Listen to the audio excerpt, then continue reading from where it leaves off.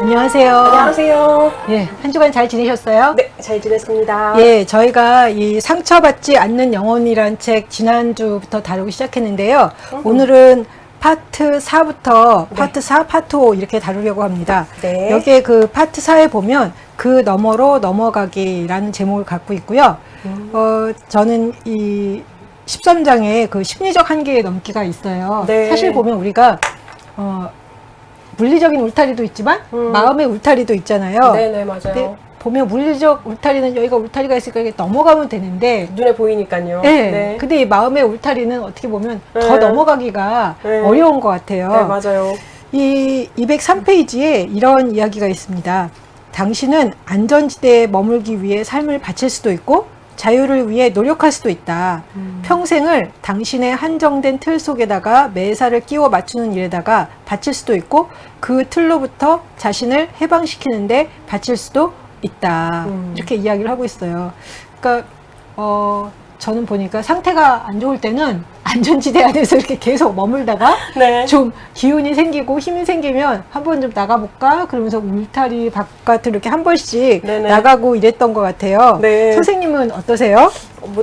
저는 거의 사실은 안전지대를 추구하는 사람이라서요. 안전지대를 추구하세요? 네, 원래 안정적인 거 좋아해요. 좋아하고 또 그걸 추구하는데, 이제 갑자기 한 번씩 이제 그 또 다른 필이 저를 점령하면 이제 그때는 마구 뛰쳐나가죠. 파랑새가 이제 뜨면 저는 쫓아나가요. 그래요? 네네.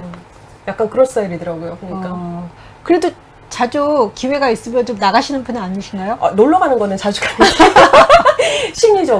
심리적으로 이제 안전지대를 추구하는 편이긴 하죠. 예. 그래서 저도 보니까 네. 좀 웬만하면 위험이 싫으니까 이렇게 네네. 안정지대에 머물다가 어느 순간 보면 너무 답답해 막 이럴 때가 있어요. 그렇죠, 그러면은 맞아요. 그러면 이번엔 한번 넘어가 볼까? 이런 생각을 하면서 넘어가 보면 조금 더 영역이 확대되고 되게 좋았던 경험이 있어서 맞아요. 그래 한 자리에 주저앉지 말고 자꾸만 넘어가 보자. 그러게요. 여기 그 206페이지 제가 조금 읽어볼게요. 네.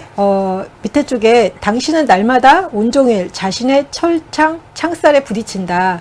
창살에 부딪힐 때마다 당신은 물러서거나 아니면 편안해지기 위해서 뭔가를 바꿔놓으려 애를 쓴다.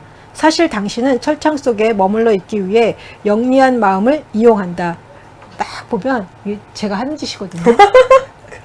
당신은 안전지대 안에 머물 방법을 밤낮으로 궁리하다가 어떤 때는 철창 속에 머물려면 무엇이 필요한지를 너무 골똘히 궁리하느라 잠도 못 잔다. 어떻게 하면 그녀가 나를 절대로 떠나지 못하게 할 수 있을까? 어떻게 하면 그녀가 다른 사람에게 절대로 관심을 못 가지게 할 수 있을까? 당신은 창살에 부딪히지 않는 방법을 쉴 새 없이 궁리한다. 이런 이야기를 하면서 또 이런 예가 나와요. 개의 예를 들어보자. 그 개는 늘 자유롭게 돌아다니던 개였으므로 마당 밖으로 나가기를 포기한 그날은 슬픈 날이었다. 그 작은 공간 너머로 가기를 포기한 유일한 이유는 그 경계가 두렵기 때문이다. 하지만 그것을 탈출할 각오한 아주 용감한 개라면 어떻겠는가? 개가 아직 포기하지 않았다고 상상해봐라.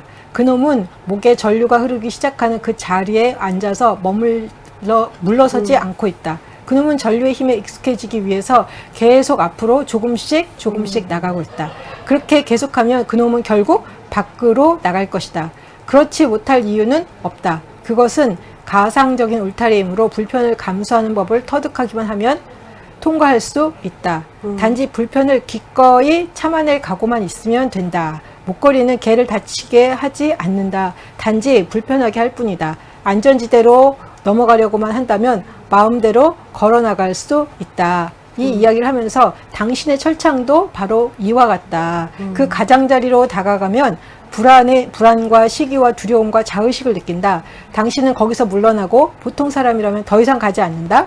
당신이 결코 그것을 포기하지 않기로 마음먹을 때부터 영성이 생겨난다. 영성은 어떤 대가를 치르서라도 그 너머로 가고자 하는 결심이다. 날마다 매 순간마다 넘어가는 끝없는 여행이다. 진정으로 넘어가고 있다면 당신은 언제나 자신의 한계에 부딪힌다. 안전지대에 결코 돌아오지 않는다. 영적인 존재는 자신이 늘 가장자리에 부딪히고 있음을 느낀다.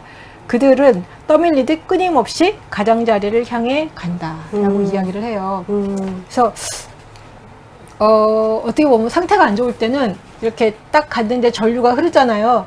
아, 이거 내가 위험한 데 갔구나. 가지 말아야 되겠다. 네.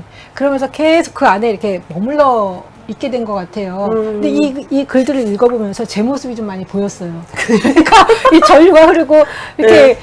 갔을 때 뭐가 이렇게 걸기적거리면 아, 이거 내가 넘어가면 안 되는데 네네. 넘어가려고 시도를 했구나. 라고 도를 이렇게 안으로 들어오던 제 모습이 보이면서 이게 뭐냐? 그렇죠. 네. 맞아요. 네, 예. 네. 심리적인 틀인 거잖아요. 그렇죠. 내가 이 정도까지만 하자라고 결심을 하고 나면 이제 더 이상 진전이 안 되는 건데 네. 종종 하죠, 우리들이. 근데 좀 넘어갔어야 되는데 넘어갈 용기도 안 나고 힘도 없고 그래서 그렇죠, 좀 맞아요. 가는 때 그러지 않았나. 선생님은 그런 경험들 별로 없으세요? 뭐 저도 그런 경험이 있긴 한데 많지는 않아요. 저는 약간 이제 저는 안전을 추구하는 유형이라고 얘기는 하는데 사실 네. 저는 이제 파랑새를 많이 찾아다니는 사람이라 네. 근데 파랑새가 이제 눈에 딱 띄면 주체를 못해요. 막 따라가고 가요? 싶어서. 네. 아, 근데 그러다가 딱 이렇게 전류가 부딪히거나. 흐르든 말든 상관이 없어요, 사실. 정말? 네, 저는 파랑새만 보여요, 사실. 신기하죠. 그러니까 그 찌릿찌릿가 찾아다녔던 그 파랑새 있잖아요. 네, 네. 그게 저는 그것만 보여요. 약간 단순하지 않는 사람인데 단순하더라고요. 그런 거 보면. 그렇게 파랑새만 보이면 넘어갈 수 있겠네요? 그렇죠. 겁이 없죠. 왜냐면 파랑새를 잡고 싶으니까요. 그러네요. 그리고 나서 이제 파랑새를 어느 정도 딱 잡고 나면 이제 다시 이러고 다시 안전지대로 들어가. 약간 그런 스타일인 것 같아요, 저는 좀. 근데 저는 보니까 네. 겁이 없을 때는 네. 선생님 말씀하신 것처럼 막 쫓아가다가 네. 근데 이렇게 한번 이렇게 제동에 걸리면 아, 아파. 이거 넘어가지 말라는 거네. 그럼 가지 말아야지. 이러고 있다가 근데 너무 답답해. 안 되겠어. 그래도 나가야 되겠어. 이러면서 나갔다가 뭐 막 이러고 왔다 갔다 하면서 예. 예. 근데 약간 근데 저는 종목에 따라서 다르기는 해요. 모든 방면에서 파랑새가 보이지는 않고 제가 간절히 원하는 부분에서의 파랑새는 아무것도 안 보여요. 파랑새만 보여요. 그걸 보면서 저는 이제 한편으로는 반성을 좀 많이 했어요. 아. 내가 너무 안전지대를 추구했구나. 그래, 좀 이제 힘을 키워서 좀 이렇게 돌격을 했다가 좀 아파도 그래도 멈추지 말고 넘어가야지. 안 그러면 계속 그 안에 갇히네. 안 되겠다. 아마 어떻게 보면은 좀 때가 됐다? 그렇죠. 타이밍인 거죠. 네, 네. 그런 생각도 좀 드네요. 네. 선생님 보시면서 또 이 부분 이야기 하실 거 있으시면? 이거에서 그 200페이지에 그런 이야기가 나오더라고요. 마음의 틀이 당신을 괴롭힌다면 그것은 그 틀이 현실을 수용하지 않기 때문이다라고 이야기를 하는 거예요. 그러니까 내가 현실을 받아들이는 것도 되게 중요하다. 우리가 이제 이 틀을 넘어가기 위해서는 내가 어떤 사람이고, 내가 어떤 상황에 있고, 그리고 나한테 어떤 힘이 있고, 어떤 힘이 없고, 어떤 능력이 있고, 어떤 능력이 없는지를 판별하는 게 우선 가장 최우선이다라는 생각을 하게 됐어요. 그 말은 쉽게 표현하면 그런 거죠. 내가 누구인지 잘 알게 되면 사실은 이 심리적인 틀을 넘어가기도 되게 좋다라는 거고요. 그런데 우리는 사실은 그 대부분 심리적인 틀을 다 가지고 있단 말이에요. 그런데 인지를 하지 못하고 살아갈 때가 많은 거예요. 왜냐면 이제 이거는 그 우리가 책을 읽었으니까 아 그래 맞아 전류가 흘러서 내가 다시 왔지라고 생각할 수도 있는데 사실 살다 보면 못 느낄 때가 많단 말이에요. 근데 가만히 생각해 보면 이 마음의 틀을 발견하는 것도 되게 쉽거든요.